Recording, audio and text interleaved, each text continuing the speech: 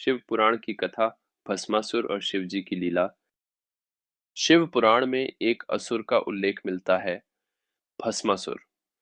वह एक अत्यंत बलशाली राक्षस था, परंतु साथ ही साथ शिव जी का परम भक्त भी।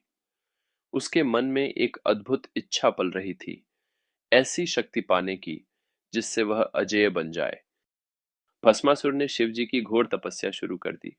वर्षों तक वह कठिन साधना करता रहा, न भोजन, न जल, न विश्राम। अंततः भगवान शिव, जो आशुतोष यानी थोड़े प्रयास में प्रसन्न हो जाने वाले कहलाते हैं, उसके सामने प्रकट हुए। शिव बोले, दो वत्स, प्रसन्न हूं, वर मांगो। भस्मासुर बोला, प्रभु, मुझे ऐसा वरदान दें कि मैं जिसके सिर पर हाथ रखूं वह तुरंत भस्म हो जाए। अब ये तो वही बात हो गई, बॉम्ब बनाना सिखा दिया और मैनुअल नहीं दिया। भोलेनाथ ने बिना ज्यादा सोचे तथास्तु कह दिया, और फिर शुरू हुआ असली तमाशा। भस्मासुर अब खुद को अमर और अजेय समझने लगा। उसका अहंकार आसमान छूने लगा। उसे लगा, अब तो मैं देवताओं का देवता बन सकता हूँ। फिर उसके दिमाग में एक खुराफाती आइडिया आया, क्यों न पहले शिव जी को ही टेस्ट करके देखा जाए। जैसे ही वह भगवान शिव की ओर बढ़ा और उनके सिर पर हाथ रखने की कोशिश की, शिव जी समझ गए कि यह खुद के दिए वरदान का उल्टा असर है।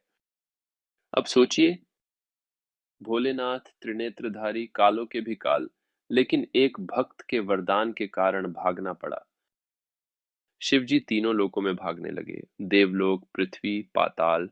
भस्मासुर भी उनके पीछे पीछे हाथ बढ़ाए, जैसे टॉम एंड जेरी का एपिसोड हो। किसी को कुछ सूझ नहीं रहा था। तब भगवान विष्णु प्रकट हुए।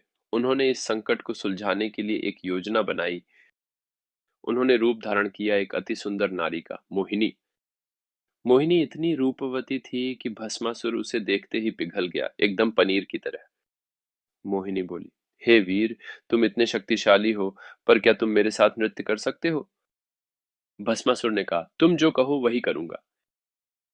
मोहिनी ने एक से बढ़कर एक नृत्य मुद्राएं दिखाई। कभी कमर मटकाई, कभी गर्दन झटकाई, कभी हाथ ऊपर ले जाकर सिर पर रखा। भस्मासुर ने भी हूबहू नकल की, और जैसे ही मोहिनी ने हाथ अपने सिर पर रखा, भस्मासुर ने भी रख दिया। और वही हुआ जिसका डर था। जिस क्षण उसने अपने सिर पर हाथ रखा, उसी क्षण वो खुद भस्म हो गया। भस्म प्लस असुर अभस्मासुर, और उसका अंत उसी वरदान से हुआ जिसे उसने हथियार समझा था। कथा की सीख, अहंकार का अंत तय होता है, चाहे वो भक्त ही क्यों न हो। शिव जी बोले हैं, लेकिन सरलता को मूर्खता मत समझो। जिस शक्ति को तुम नियंत्रित न कर सको उसकी कामना मत करो। हर संकट का समाधान होता है, बस बुद्धि चाहिए।